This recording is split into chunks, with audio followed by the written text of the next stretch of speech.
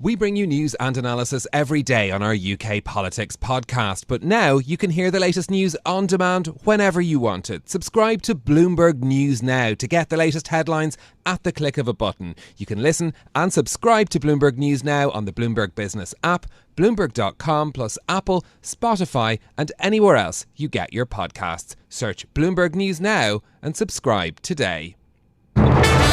Labour has never done well in a UK election without doing really well in Scotland. We need deposit ATMs and we need withdrawal ATMs, and we need a law that means that businesses have to accept cash. UK workers have had the most bargaining power essentially since the 1970s because the jobs market is so tight. Can Britain actually afford to maintain a global military presence? You're listening to Bloomberg UK Politics. I'm Yuan Potts. And I'm Stephen Carroll. Welcome to the programme. Yuan, can you hear that? The sound of silence.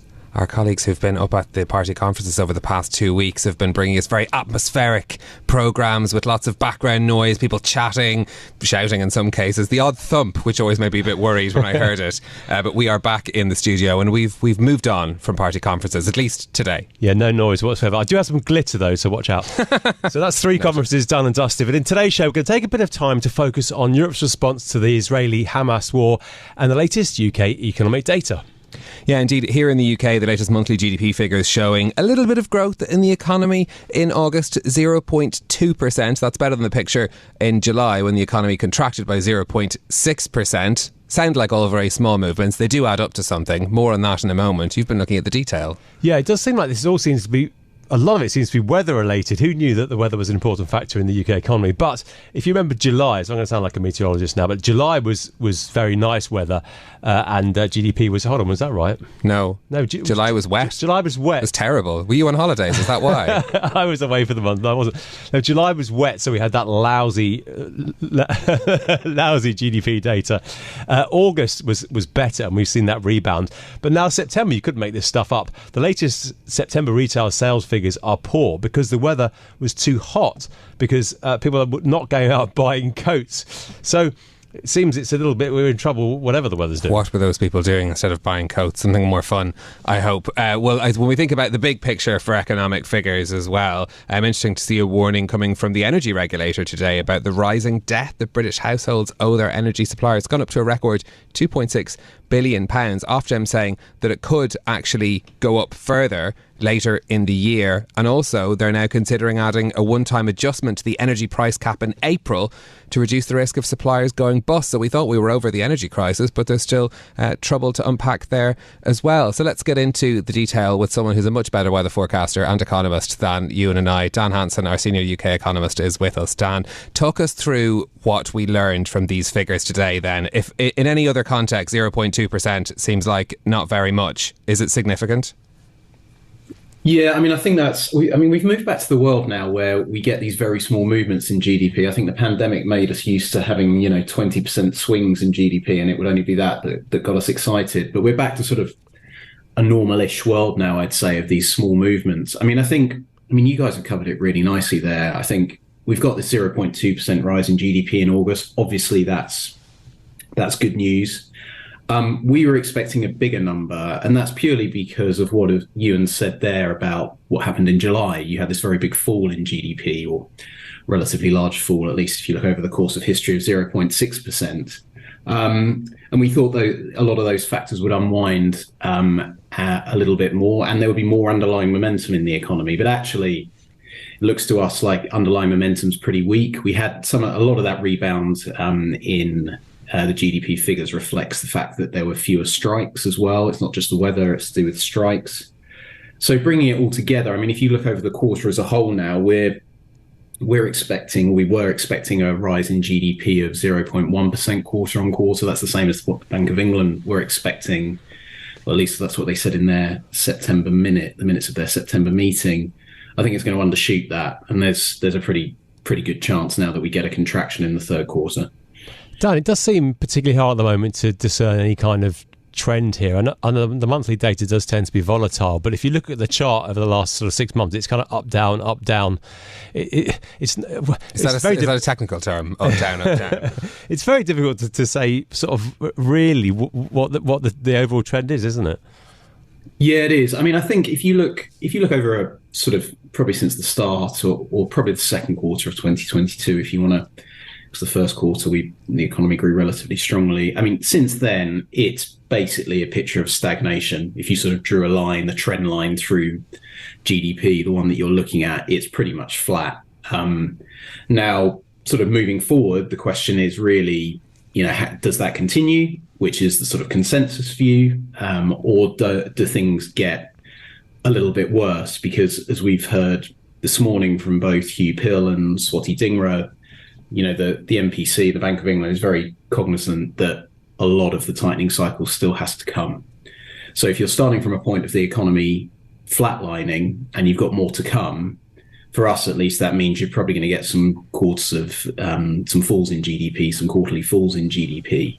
But I think just taking a step back on the monthly GDP data and to answer your question directly, you are right that trying to distill the signal from the noise is very, very difficult. And that's why I think it's quite important to look at it in the context, at least on a quarterly basis, but perhaps even a longer trajectory that we've just sort of gone through there, that we've had up to now, at least, a picture of stagnation in the UK economy since sort of early 2022.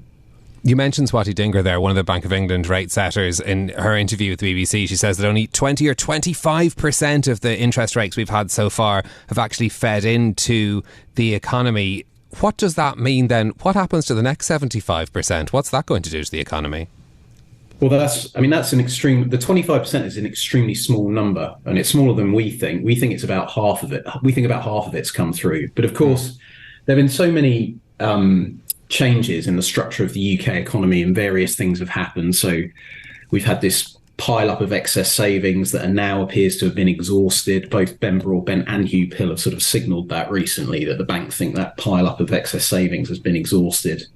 But up until now, at least, that's acted as a buffer, of course, against this rise in interest rates, and of course the rise in energy costs as well. And then, of course, you've got the mortgage market, which is the other bit of it, where we've now got the vast majority of the mortgage market, or people who own houses that have mortgages, are on fixed rates. And it's just going to take time for those individuals, as they roll off those fixed rates onto new fixed rates, higher fixed rates. It's just going to take time to feed through. So that's very different to past tightening cycles, and particularly when interest rates were moving up and down in the 2000s, when nearly all mortgages were variable rate. So the Bank of England had a very sort of clear, direct feed into household incomes, and moving bank rate would move people's mortgage interest payments almost immediately, or in fact immediately. Yes. It's very different now, and there's a lot of uncertainty about it. Nonetheless, the fact is that everyone sort of agrees that there is quite a lot. We're not quite sure how much, but there is quite a lot still to come. So I think, as I've spoken to you many times before on this podcast and various times, we do think that probably means the economy is going to tip into a mild recession, not a deep recession, but a mild recession over the next year or so.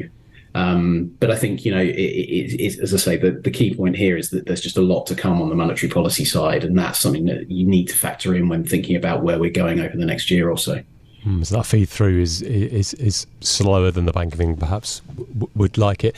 I know the UK is your focus, but how do we compare with our European neighbours? Is it fair to say this kind of sluggish, virtually zero growth is a pretty common picture across the continent?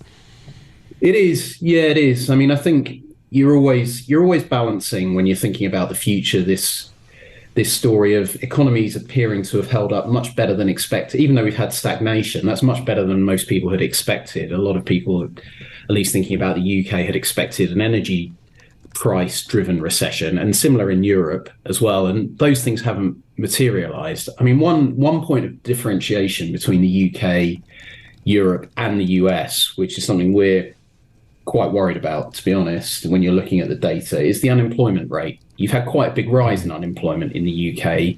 It troughed in the summer of last year at 3.5%, the unemployment rate. We're now up at 4.3%, and that's a 0.8 percentage point rise. That's a significant rise in the unemployment rate. We haven't really seen that, certainly in Europe. In the US, there's only been a sort of modest rise in the unemployment rate. So that's one point of differentiation. And it's, with the labour market data coming next week, and subsequently another Bank of England decision coming at the start of November. I think that's something they're going to really be watching, because if the labour market does start loosening quickly, and in past recessions the unemployment rate just shoots up, and it sort of uncontrollably shoots up, and then it stabilises. That is something that the bank, I think, will be very worried about. Yeah, something to watch out for, and something, of course, the government is going to be watching very closely as well, as we've been hearing so much from the two main parties about their economic policies and plans to boost the economy after the next election. Dan Hanson, our senior UK economist, thanks so much for joining us with that. Well, let's turn now to the story that's been dominating headlines across the world, the growing conflict between Israel and Hamas. The death toll is already in the thousands, and the Israeli Defence Minister has warned of a long and difficult war ahead. Western leaders have roundly criticised the Hamas attacks, which killed 1,200 Israelis, the majority of them citizens. But as the focus shifts to Gaza and a likely ground invasion, countries, including the UK, are likely to find themselves confronted by a mounting civilian casualties and a very thorny geopolitical issue. British Foreign Secretary James Cleverly is in Israel at the moment to show solidarity, but he's already warning of the risks of a wider conflict. I've been speaking with the governments of neighbouring countries to work with them to try and ensure that this does not escalate into something more dangerous than it already is. That was the Foreign Secretary James Cleverly speaking in Israel, and his concerns already coming to the fore. We've had an exchange of fire on Israel's border with Lebanon, with the Iranian-backed group Hezbollah. We've been discussing this with Lebanon's ambassador to the UK, Rami Mortada. We began by asking him for his response to the actions of Hezbollah on the border and the return fire from Israel. Well, since Saturday afternoon, we have been sustaining Israeli provocations towards our side of the borders. From our side, we are deploying the highest possible self-restraint, and we want to make sure that there is no spillover of the deadly conflict against Gaza towards the Lebanese territories. And I think all the actions that you have seen from the Lebanese side is of defensive nature, and they only aim at re-establishing the self-restraint on both sides of the border. We've been fully mobilized to make sure that Lebanon does not get entangled into what seems like a very deadly conflict. How much control, though, do you have over the Hezbollah forces that are firing from the border to stop that escalation that you're talking about? The government of Lebanon, of course, is an inclusive government, and Hezbollah is in the government, and it's the Lebanese position that we are committed to Resolution 1701, which governs the cessation of hostilities on the borders since 2006. But no country can stand by when its territories are occupied. So our message is that Israelis should deploy self-restraint and stop their provocations, because our action is of defensive nature.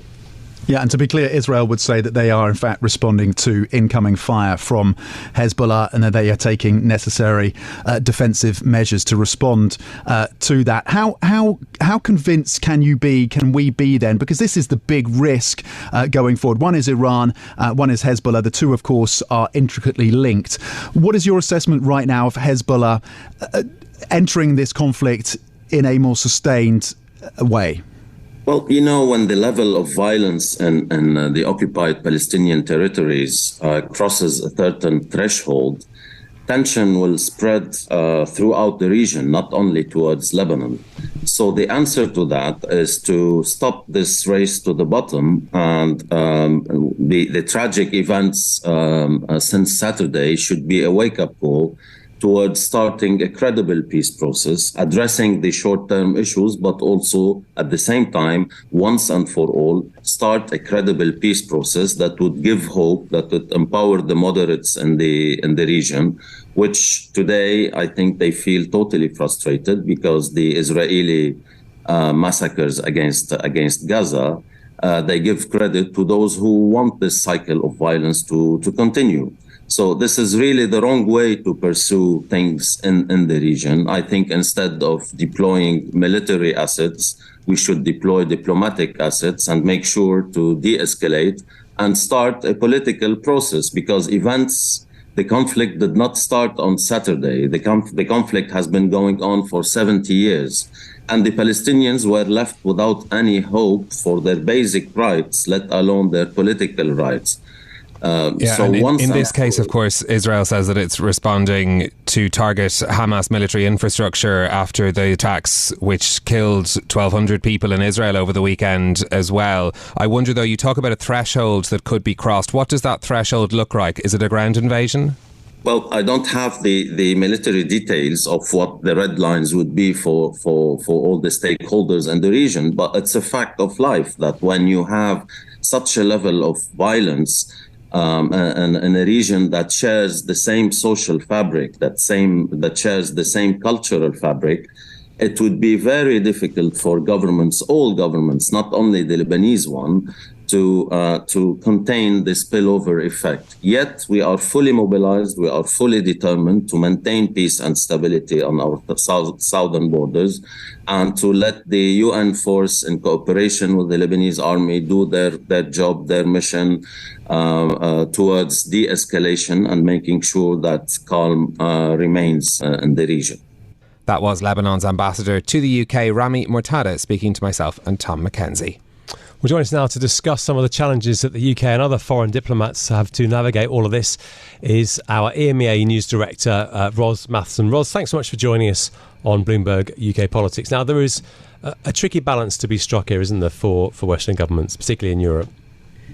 Well, yes, there is, because this is in a way nowhere near as clear-cut as, for example, Russia's invasion of Ukraine. There you had, obviously, strong condemnation across the board of Russia's actions and a real sense, obviously, that this was one country invading another. The reality is that the events in the Middle East are just far more complicated than that, stretching back decades through complications of history, culture, religion, you name it. And there have been sort of obviously people who feel quite strongly over the years that the reality of people living in the Gaza Strip, that tiny bit of land to the south of Israel, that, you know, they've been suffering over the years. They've had to go there because they had nowhere else to live, and yet their prospects in life were quite difficult in terms of just their ability to work, to earn money, to look after their children. And so it just makes it far more complicated in this minute. I mean, the condemnation of Hamas has been pretty universal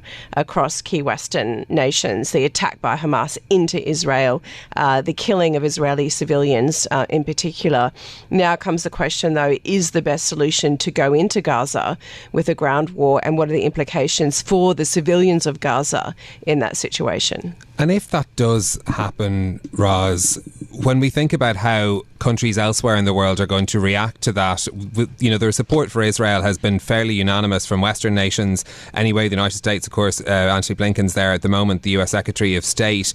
How difficult does that calculation become if Israel does invade Gaza? And as we've heard from many military experts, the possibility for civilian casualties then becomes huge. Well, that's right. And it's a very, very tricky situation. You can imagine a ground war turning into basically door-to-door combat almost. We're talking about very high population density, large numbers of civilians in tall buildings fighting on the streets. And so the risks everywhere in that are high, both for Israel and for also the people of Gaza. And as that goes on, does that sort of start to leach into the public consciousness in Western nations and for the political space? We've already seen sort of differences coming in the UK, in the US, and elsewhere. We're seeing it start to cause disagreement within the Democratic Party in the US.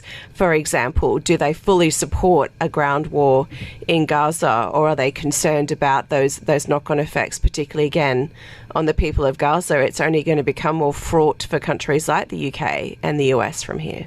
How does this overlap into the situation with US support for Ukraine? Obviously, that's also complicated by things going on in Congress at the moment. How does it feed into that picture?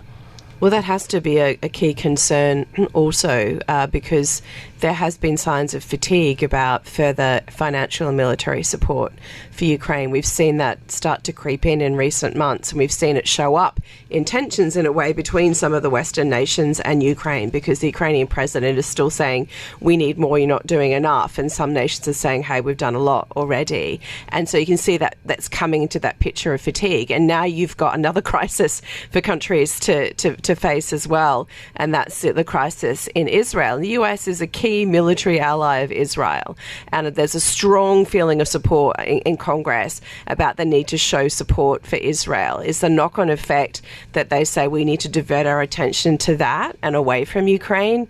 Does sort of the need to financially and militarily support Israel potentially supersede aid for Ukraine? If they try and bundle those together, does no aid go anywhere? It's becoming incredibly complicated. You can imagine that the administration in Kiev is watching this with high levels of concern, not only just obviously for the people of Israel in this minute, but the fallout in a way on their own country. Are we likely to see, do you think, a divergence in position from the US and European countries like the UK when it comes to in the situation in Israel and Gaza, and that looming what looks like inevitable in many cases ground invasion? You can imagine that the UK and US are probably more likely to stay somewhat in alignment, although of course, we could go into the stance of the Labour Party, the opposition in the UK, and its history on these issues, and that's another complication in itself. But in a way, the divergence might come more with Europe. We've seen that already in recent days. We saw an argument within the EU about suspending humanitarian aid to Gaza, which was quickly reversed due to objections from some European states. And so you could see potentially there the divisions becoming very acute very quickly. You need unity of all those European states on what's happening in Israel and with Gaza, and that could descend quite quickly into disagreement. And so that's where it might show up first. Ros, great to get your analysis. That's Ros Mathieson, our EMEA News Director.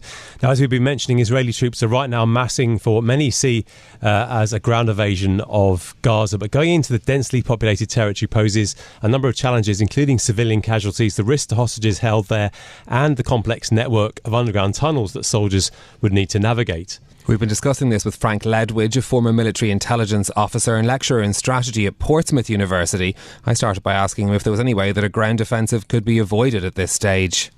It's worth saying that, of course, this kind of intervention or invasion, depending on your approach, has been very extensively planned over the last few years, actually by both sides. So what we're going to get here is at the higher end of the Israeli planning options, courses of action. This is a full mobilization and it will be a full incursion. The problem they have, however, and I'm certain they're cognizant of this, but it's a really major problem, is that this is exactly what Hamas will have expected and themselves planned for. And that's going to cause the Israelis, of course, very great difficulties.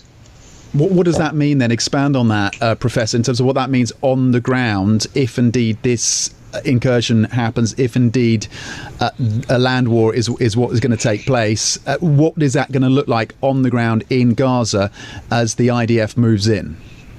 Right, well, as they move in, there's only a certain number of ingress points or points of entry that they can use. They will, of course, be covered by hardened fortifications. And for the Israeli soldiers going in, of course, they'll have extensive cover from the air and indirect fire, that's artillery. You won't see many tanks, though, not in the streets. They're very vulnerable there. But unlike previous involvements or invasions, whatever you want to call them, into Gaza, what the Israeli soldiers will have to do is look up. This will be a far higher tech battle than the previous battles in 2014 and 2008. Which were themselves rather brutal for everybody, because of drones. You've seen the footage from Ukraine, and you've seen how drones have played a really major part on both sides. The same was true, or all this process started with ISIS way back in about 2014 in the context of irregular warfare. And you can be sure that Hamas has really got its drone act together, and it certainly has. So that's going to be a major problem for the Israelis too. So just to summarize then, Hamas is going to be ready for them. Israeli soldiers are going to have problems from all angles, from the sides upwards, and of course, unusually, the tunnel system in Gaza will cause them major difficulties. This tunnel system has been constructed over 20 years or so. It's very extensive, and it will provide a real challenge for the ground fighters going in. Given that scenario that you've outlined and everything we know about the geography of Gaza and how it's such a densely populated area, is there any way that this can't result in enormous civilian casualties? I think the answer to that question is no. But let's put this into context. 2016, the war against ISIS, just a few hundred miles to the east, ended with an Iraqi and Allied, the Iraqi and Allied taking of the city of Mosul. And that was very well defended. The assault was expected. The Iraqi army and its allies, helped extensively by Western support, eventually took the city. But they did so with many thousands of civilian casualties. And that's the kind of battle that the Israeli army are going to be fighting as well. There's little you can do to avoid that. The difference, of course, from the Israeli perspective is these casualties will not be deliberately inflicted. If they go in, I think, to be fair to the Israelis, they'll be cognizant of the political effect of that. And it's the political effect, of course, of high civilian casualties that Hamas is going to be looking for. That's one of their key levers, and we have to remember that. Hamas, that is. That was Frank Ledwidge, a lecturer in strategy at Portsmouth University, speaking to Tom Mackenzie and myself earlier.